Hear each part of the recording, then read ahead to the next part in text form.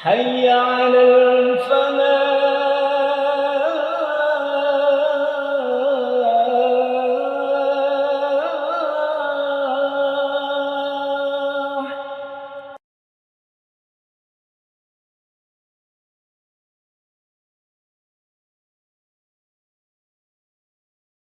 Assalamualaikum warahmatullahi wabarakatuh. Alhamdulillah wassalatu wassalamu ala rasulillah Sayyidina Muhammadin wa ala alihi wa sahbihi wa mawalah. Amma ba'du. Jamaah masjid yang kita cintai, Masjid Al-Falah, baik yang berada di masjid ataupun yang mengikuti acara ini melalui jaringan atau melalui rekaman.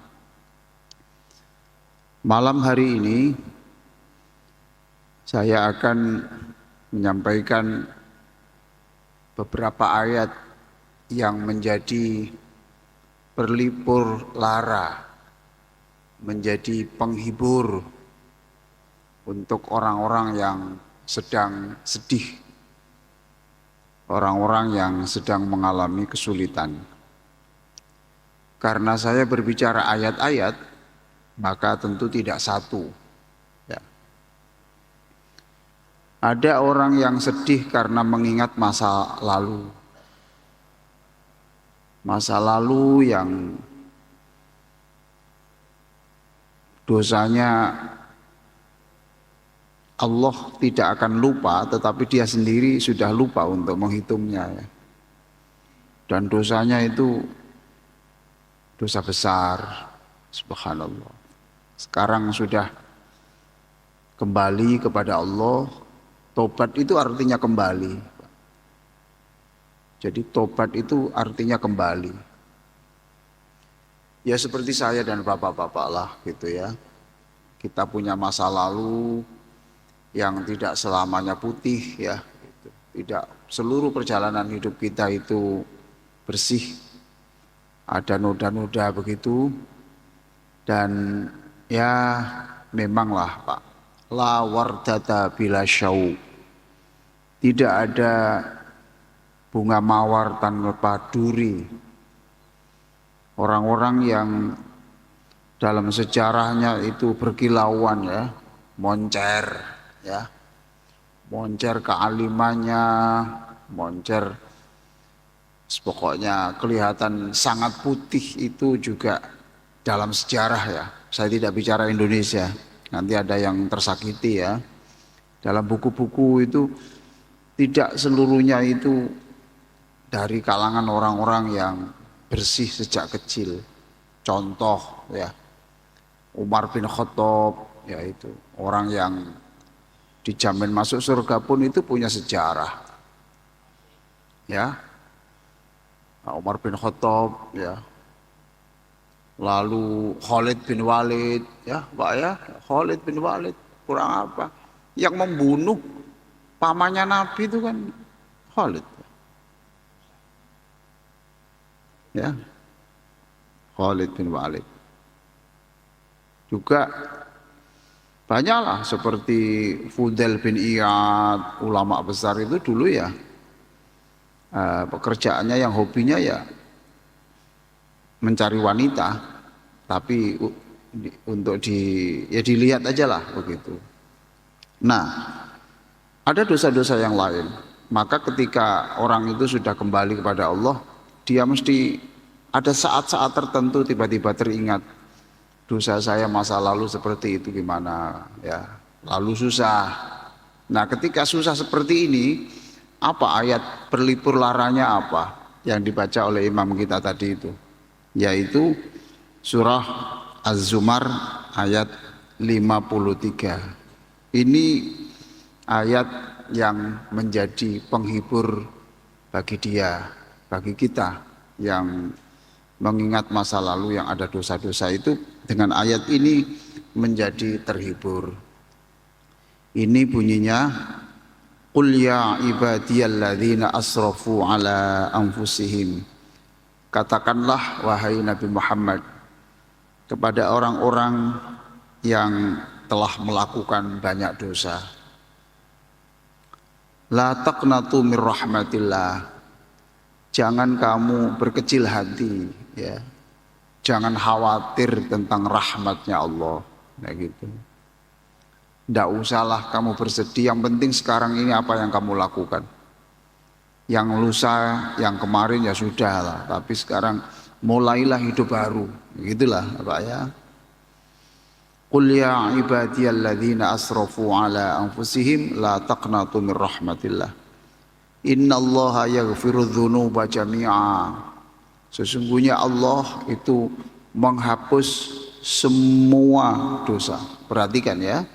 Innallaha, sungguh. Allah bersumpah dulu toh. Innallaha, sungguh Allah. Yaghfiru dzunuba jami'a. Menghapus dosa-dosa jami'a itu seluruhnya. Loh, seneng loh itu. Ini pelipur lara. Ini berarti untuk menghibur orang yang sedang sedih karena dosa masa lalu. Ditambahi lagi, innallaha huwal ghafurur rahim. Sungguh Allah itu ya senang memaafkan plus selalu memberikan kasih. Coba, senang. Ulangi saya semuanya. Qul ya ibadiyalladzina asrafu. Ayo Pak, diulang Pak, Bu. Qul ya ibadiyalladzina asrafu ala anfusihim la taqnatu min rahmatillah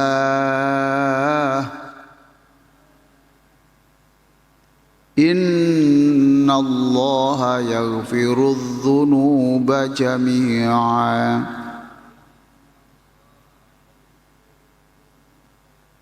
innahu huwal ghafurur rahim.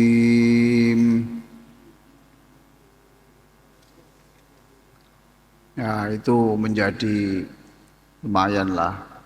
Kapan hari ada orang yang dulu pekerjaannya merampok, ya, tidak hanya merampok tapi melukai. Dia bercerita tentang merampas seorang wanita wanita tua di kampung yang membawa uang, yang uang itu hasil dari penjualan gabah. Lalu dia rampas itu. Coba Pak, wanita tua yang panennya itu sekian bulan sekali dan dijual, setelah itu dirampok di jalan. Saya bilang, kamu kok tega-tega betul, otakmu itu di mana? Jawabnya, loh Pak, lah penjahat kalau pakai rasa kasihan ya enggak jadi penjahat Pak. Itu katanya dia. Ya sudah, sekarang kamu, yang penting sekarang Allah mengampuni semuanya, kamu jadi orang baik. Ini ayatnya. Qul ya ibadiyalladzina asrafu ala anfusihim la taqnatu min rahmatillah. Jangan putus asa ya. Dengan rahmat Allah, jangan berkecil hati. Innallaha yaghfiru dzunuba jami'a. Sungguh Allah mengampuni dosa manusia seluruhnya. Innahu huwal ghafurur rahim. Sungguh Allah ya memaafkan, ya mengasihi. Lalu Bapak bertanya, loh di dalam surah An-Nisa kan ada Pak, itu ayat yang berbunyi Allah tidak akan mengampuni dosa orang yang musyrik. Ya, pernah gitu ya Pak ya? Ya Pak ya? Sungguh Allah, itu diulang-ulang dalam Al-Quran. Allah sungguh tidak mengampuni dosanya orang yang musyrik. Yang minta kepada Allah, ya juga minta kepada yang lain, ya percaya ada kekuatan Allah, percaya kepada kekuatan yang lain, kan gitu toh? Apa ya? Kok itu ada kata-kata itu? Iya, jawabnya. Ayat ini tidak bertentangan, Bapak. Tidak. Yang dimaksud Allah tidak mengampuni dosanya orang musyrik itu adalah jika sampai mati belum tobat. Jika sampai mati belum tobat. Nah kalau sudah tobat, ya sudah selesai. Ayat berapa? Hah? Ayat An-Nisa 48. Iya itu. An-Nisa 48 itu bunyinya begitu, Pak. Ya. Jadi Allah mengampuni dosa yang lain dan tidak mengampuni doa orang syirik. Nah kalau itu tidak diampuni, banyak sahabat-sahabat Nabi dulu yang menyembah berhala, toh Pak. Sahabat-sahabat itu kan dulu penyembah berhala, diampuni gitu. Tapi kalau sampai mati dia tidak meminta ampun pada Allah, maka doanya orang-orang yang masih hidup yang memintakan ampun itu tidak bisa gitu. Baik, itu kesedihan karena dosa. Yang kedua, ada orang itu sedih karena anaknya banyak, rezekinya sedikit. Anaknya banyak, enggak punya duit. Soalnya ada juga yang apa kebalikannya? Uangnya banyak, apa? Bukan anaknya sedikit lah. Kalau anaknya sedikit tidak punya anak. Di sekitar Bapak itu dua tipe ini banyak, Pak. Dua tipe ini banyak, ya. Hidupnya terasa hampa katanya gitu. Karena kerja untuk siapa sih saya ini? Gitu. Saya besok setelah mati ya selesai itu gimana? Gitu. Ada yang anaknya diberi rezeki anak banyak, tapi rezeki uang tidak. Nah, untuk jenis yang begini, ayat pelipur laranya adalah surah Al-Kahfi ayat 46. Surah Al-Kahfi ayat 46. Silakan Bapak periksa di Al-Quran ya. Tuh. Jadi Al-Quran ini memang benar-benar ayat penghibur ya. Jangankan tahu artinya Pak ya. Jangankan tahu artinya. Yang tidak tahu artinya saja itu baca Quran itu bisa plong kok. Cuma ya sampai kapan kita? Lah kita tidak apa-apa lah Pak kalau tidak tahu artinya secara keseluruhan ayat-ayat itu. Tapi kita kan bisa memilih ayat-ayat ini kita renungkan Pak. Kita renungkan, kita baca berkali-kali. Lebih mudah Bapak memasukkan ayat, memasukkan tulisan ke dalam komputer itu lebih mudah daripada memasukkan ayat ke dalam hati. Jadi memasukkan tulisan ke dalam komputer itu lebih mudah daripada memasukkan ayat ke dalam hati. Itu perlu proses Pak. Ada kemauan besar untuk itu. Ya. Itu ayatnya berbunyi Al-malu wal banuna zinatul hayatid dunya wal baqiyatus salihatu khairun 'inda rabbika thawaban wa khairun amala.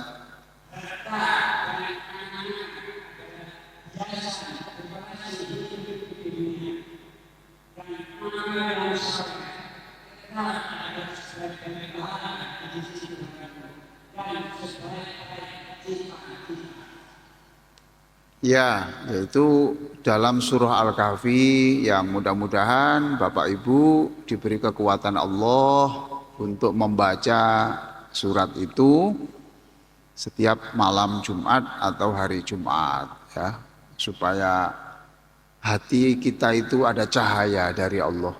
Nah, kalau sudah ada cahaya dari Allah, ya teranglah. Seperti masjid ini gelap. Kalau sudah ada cahaya kan kegelapan lampu, nur cahaya Allah. Nah di situ dikatakan ya Pak ya, al-malu harta, wal banun anak, gitu. Zinatul hayatid dunya, itu aksesori dunia. Apa? Apa? Ya dikoresi. Ya pokoknya itu ya kesenangan dunia, dan kesenangan dunia itu ada batasnya Pak. Ada. Makanya seringkali saya katakan, Bapak sakit, iya sembuh sekarang. Sembuh itu ada batasnya. Nanti saatnya ya mati juga loh, ya. Tuh, ada batasnya. Ya sekarang Bapak bisa sehat, ya itu ada batasnya. Bapak bisa menikmati kekayaan, ada batasnya. Ada batasnya. Al-malu harta, wal banun dan anak itu zinatul hayatid dunya. Itu hanya kesenangan yang sangat terbatas. Nah, ayat ini membanding, kalau mau yang tidak terbatas, kalau mau yang lebih berharga, itu adalah al-baqiyatus sholihat. Al-baqiyatus sholihat adalah zikrullah, sedekah, menolong orang, kata-kata yang menyemangati orang. Nah itu yang disebut di sini, itu jauh lebih berharga. Bapak Ibu, mungkin Bapak sudah lupa ya. Saya pernah bercerita di sini tentang ayat ini, tapi tidak apa-apa saya ceritakan lagi. Kan ada seorang ibu yang punya anak 3 ya. Lalu ditinggal suaminya pergi tanpa pamit Pak. Dan suami ini, istrinya tidak bekerja karena dulu memang tidak boleh kerja sama suaminya, tidak tahu pergi kemana. Dengar-dengar katanya tidak tahu dibawa atau membawa wanita gitu ya. Pokoknya hilang lah gitu Pak ya. Bapak membayangkan gimana Pak, seorang ibu ditinggal tiga anak ya, angsuran rumah belum selesai, istri tidak kerja Pak. Dia tidak tahu apa yang harus dilakukan. Akhirnya seorang ibu ini datang ke sebuah masjid.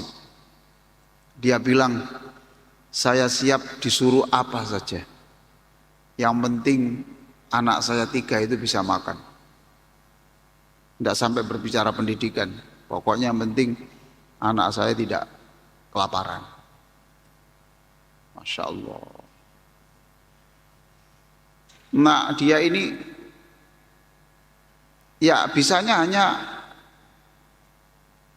kalau siang kerja sampai sore ya, di masjid itu ada ya membersihkan toilet, ya apa saja dikerjakan seorang ibu Pak.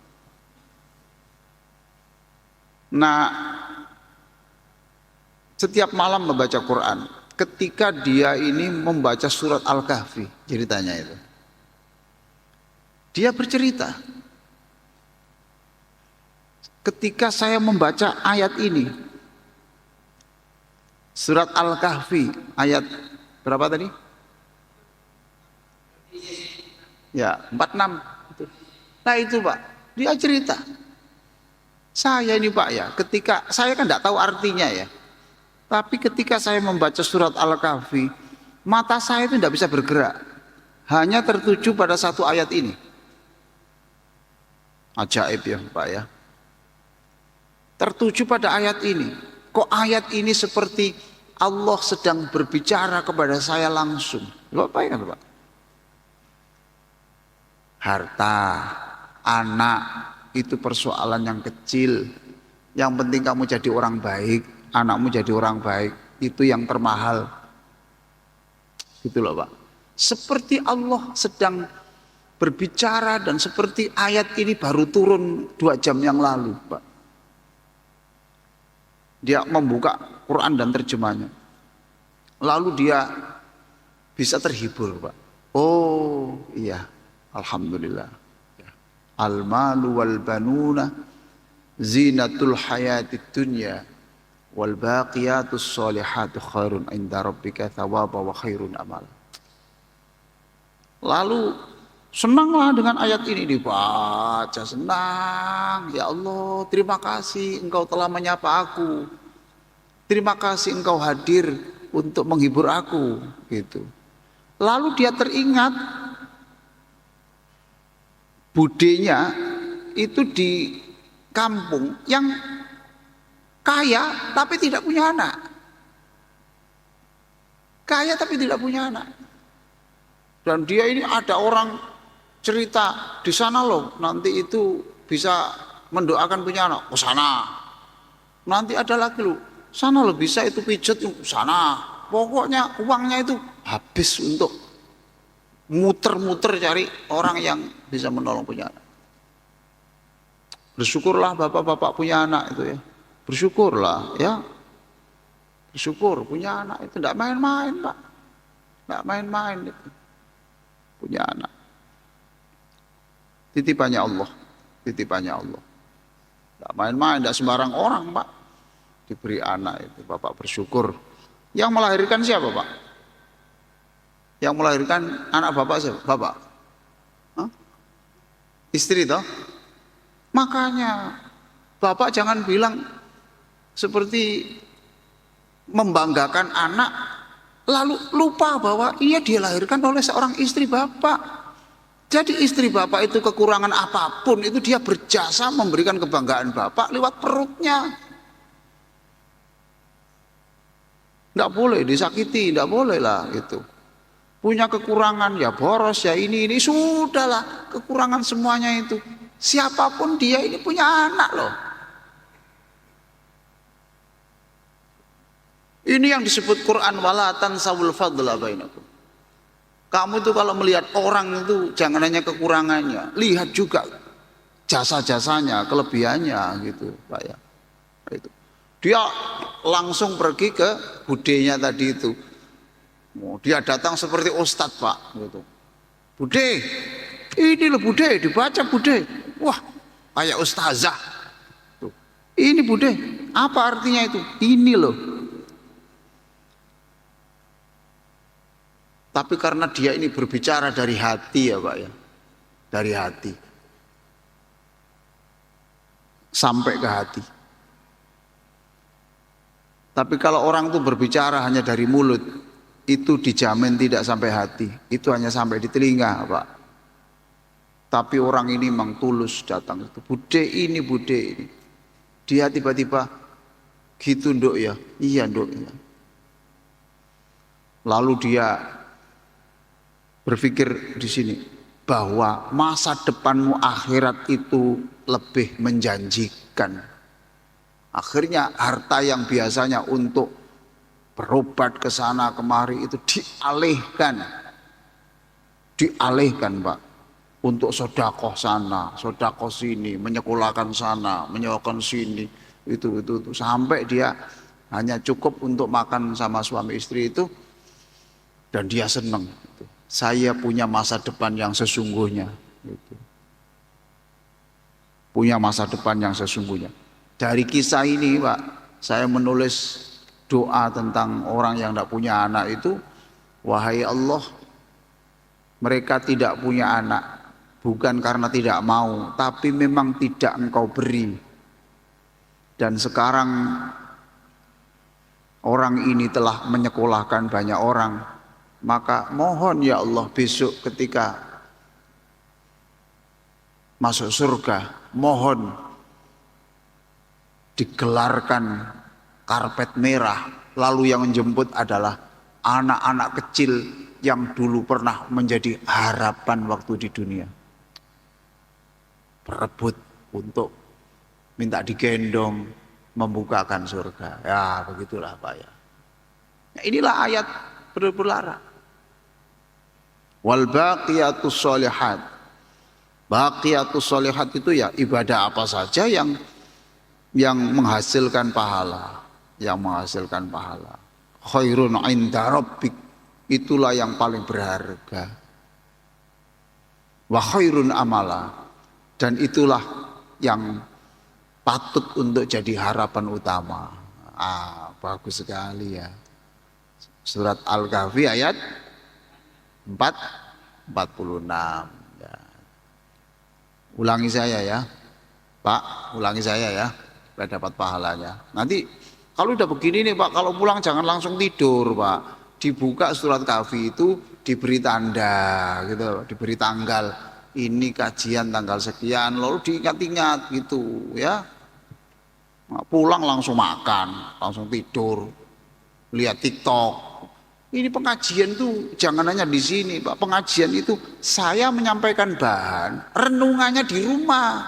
Jangan di sini renungkan, di rumah udah gitu. Saya hanya memberi bahan renungan. Tidak bisa saya ngajak merenung jam ini Pak. Sama-sama ya. A'udzu billahi minasyaitonir rajim. Al-malu wal banuna zinatul hayatid dunya wal baqiyatus shalihat khairun 'inda rabbik wa khairun amala. Ya, Pak. Sudah. Nah, sekarang saya carikan lagi.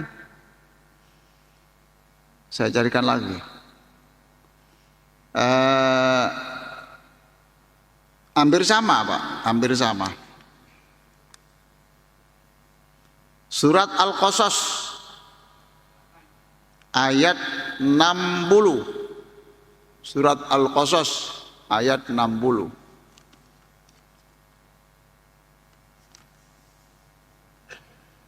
Al-Qasas ayat 60.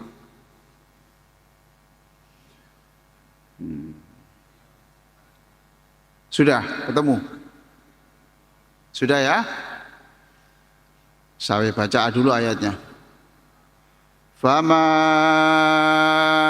utitum, maaf, wama utitum min syai'in famata'ul hayatid dunya wa zinatuha wa ma 'indallahi khairu wa abqa afala ta'qilun. Mari bersama-sama kita baca ya. A'udzu billahi minasy syaithanir rajim. Wa ma utitum min syai'in wa ma utitum min syai'in famata'ul hayatid dunya wa zinatuha wa ma 'indallahi khairu wa abqa afala ta'qilun.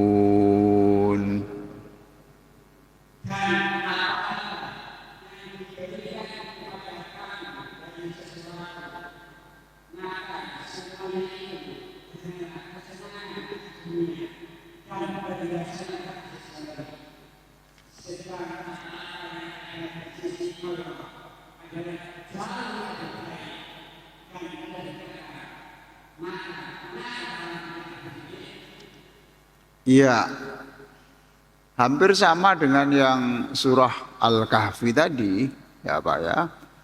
Tapi di sini di ujungnya itu ada kata-kata afala ta'qilun. Kamu kok enggak mikir-mikir sih itu, gitu. Kok enggak cerdas-cerdas kamu itu, gitu loh Pak. Kok enggak cerdas-cerdas kamu? Kok masih bingung terus itu? Masih membanggakan sesuatu yang kamu peroleh. Ya, sesuatu yang hebat-hebat memberikan kamu kebanggaan, ya. Banggaan. Tapi ya, kamu harus ingat, itu semuanya itu kecil. Kecil.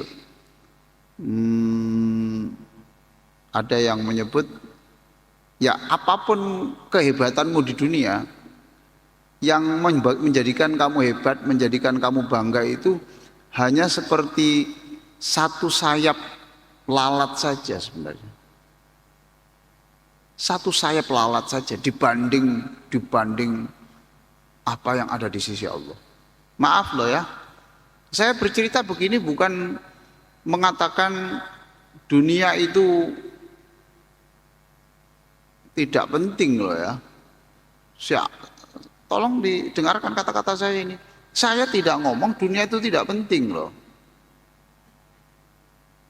Enggak. Cuma jangan itu diagung-agungkan karena itu tidak ada apa-apanya dibanding di akhirat nanti gitu ya. Jangan sekali-kali menganggap dunia tidak penting loh. Lawang akhirat itu ditentukan dunia kita kok. Orang itu masuk neraka atau surga itu kan ditentukan apa yang kita lakukan hari-hari di dunia ini. Lah kok dunia tidak penting gimana? Kok harta tidak penting bagaimana? Masjid ini dibangun tidak bisa dengan Al-Fatihah Pak. Masjid ini tidak bisa dibangun dengan Al-Fatihah. Listrik itu tidak bisa dibayar dengan khataman Quran Pak. Maka harta itu penting. Cuma jangan sampai harta itu dipandang seperti segala-galanya menjadi tujuan. Bukan gitu loh Pak ya. Jangan salah paham. Ini kadang-kadang orang salah paham di sini Pak ya. Banyak orang-orang dulu yang semangat bekerja itu semangat. Ya, yang ada beberapa yang saya temui Pak ya. Setelah haji itu dia tidak mau kerja, zikir saja di masjid, Insya Allah. Loh, kok jadi begini? Ya di masjid itu khataman Quran, ya ini zikir lagi loh. Lah dulu kan bapak kerja. Iya Pak, saya ingin zikir saja lah. Gimana? Lah bapak kan perlu juga menjelang mati itu kan harus lebih banyak yang bisa disekolahkan Pak. Menjelang mati ini kan justru banyak keluarga bapak yang masih rumahnya reot itu kan harus dibangun Pak. Itu. Bapak seneng haji? Ya seneng. Masih banyak orang-orang yang perlu bapak senangkan supaya senang seperti bapak biayai haji. Bapak seneng itu ziarah ke makam Nabi. Kemudian ke Raudhah, senang. Lah kalau begitu saatnya bapak ini jangan senang itu dinikmati sendiri. Nah, dia mengartikan kebaikan itu hanya soal zikir, hanya itu enggak begitu. Nah ini menurut saya ada hal yang perlu diluruskan cara berpikir begini. Pulang haji terus sudah tidak mau pakaian Indonesia, terus pakaian Insya Allah Arab habis. Ya boleh-boleh saja Pak, tapi kerja itu ya ibadah. Nah, gitu Pak ya. Kerja itu ibadah. Jadi bukan dunia tidak penting loh. Iya Pak ya. Itu. Wama utitum. Apa saja yang diberikan kepada kamu min syai'in sesuatu famata'ul hayatid dunya wa zinatuha, itu adalah kesenangan dunia yang itu terbatas, bahkan fana. Bahkan kalau salah urus justru sumber masalah Pak. Anak itu membahagiakan apa enggak? Anak Ya, membagi. Ada nggak anak yang menyengsarakan? Hah? Keluarganya susah semua, Pak. Seneng keluarganya itu. Tiba-tiba mendengar anaknya perempuan mabuk, bawa mobil, nobrak orang mati, urusannya panjang. Ayo. Jadi anak itu yang menyenangkan, tapi kalau salah urus ini masalah. Lah itu kalau sesuatu yang baik dibawa ke akhirat, nggak ada ceritanya mengecewakan. Tuh ya. Afala taqilun. Masa diterangkan begini itu kok enggak paham saja kamu itu. Nah, gitu loh Pak ya. Bahasa Jawanya apa Pak itu Pak? Diterang kok enggak paham apa? Apa bahasa Jawanya apa? Apa Pak? Wablek gitu. Apa mana? Wangel tuturane kono. Itu bener. Kono kecil angel tuturane. Wis ayat ini enggak pakai tafsir Pak.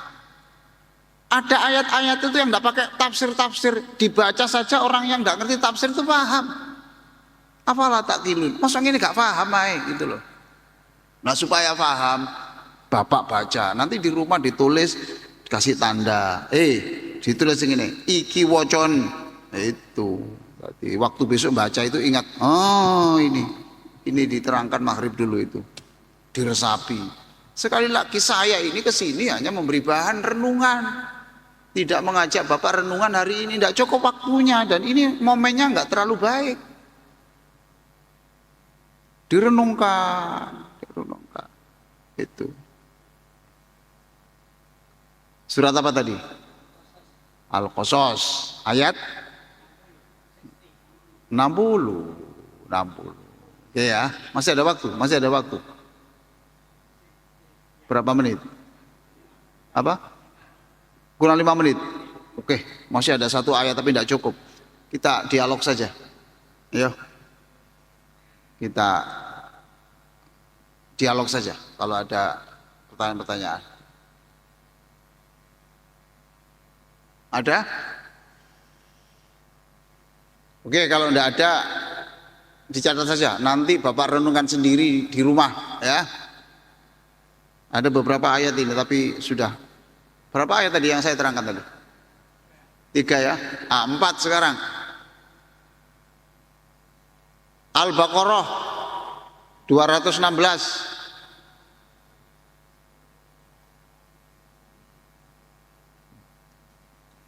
Al-Baqarah 216. Alhamdulillah lah. Saya tadi itu ngejar waktu. Saya tadi itu jam ujian doktor di Universitas Negeri Malang tuh jam sekian, nutut apa enggak ini maghrib ini. Alhamdulillah Allah memberikan kemudahan bisa ketemu dengan orang baik-baik gini nih, gitu ya. Afala taqilun tadi loh ya, mikir gitu, mau merenung. Sudah? Tuh. Ya, ini saya jelaskan aja Pak ya. Di situ tuh ada ayat. Ayat ini Pak, ada orang yang ahlul hikmah, orang bijak. Dia mengatakan, aku tidak pernah telat setiap pagi sore itu sarapan ayat ini. Ayatnya itu begini. Wa asa an takrahu syai'an fa huwa khairul lakum. Bisa jadi yang menjengkelkan kamu, menyusahkan kamu, itulah yang paling menyelamatkan kamu. Gitu loh Pak. Pokoknya pagi sore enggak pernah saya enggak makan ini. Bahasa kasarnya gitu loh Pak ya. Ini pil diminum sekali pagi, sore 1, aman. Gitu. Jadi kalau ada orang meludahi Bapak, dia nggak terlalu susah. Jangan-jangan gara-gara diludahi ini saya jadi orang baik. Loh gitu loh Pak, pokoknya berpikirnya positif. Al-Baqarah 216. Diolok-olok, kamu ini mau apa ini. Dia nggak jadi marah karena ayat ini berbunyi, jangan-jangan Kamu dipertemukan Allah orang seperti itu justru itu menyelamatkan kamu. Lah kalau kamu ketemu orang yang selalu memujimu, kamu belajar apa? Kalau kamu dipertemukan orang yang selalu memujimu, mengagumimu, kamu ambil pelajaran apa? Gitu loh Pak ya. Diberikan istri yang sedikit-sedikit melempar gelas. Ayo pakai ayat ini. Paham toh? Dilempar gelas. Ayat ini jangan-jangan atau bisa jadi istrimu yang gregetno itu, yaitu justru yang membuat kamu itu sabar, dan kesabaranmu itu melebihi umrohmu 1000 kali. Coba. Surat apa? Al-Baqarah. Ayat berapa? Itu sarapan. Pagi sarapan ini, malam sarapan ini. Loh, menurut ceritanya Ahlul Hikmah itu, saya pagi baca ini, saya renungkan. Saya menyikapi segala sesuatu enteng. Coba. Sudah cukup Pak ya.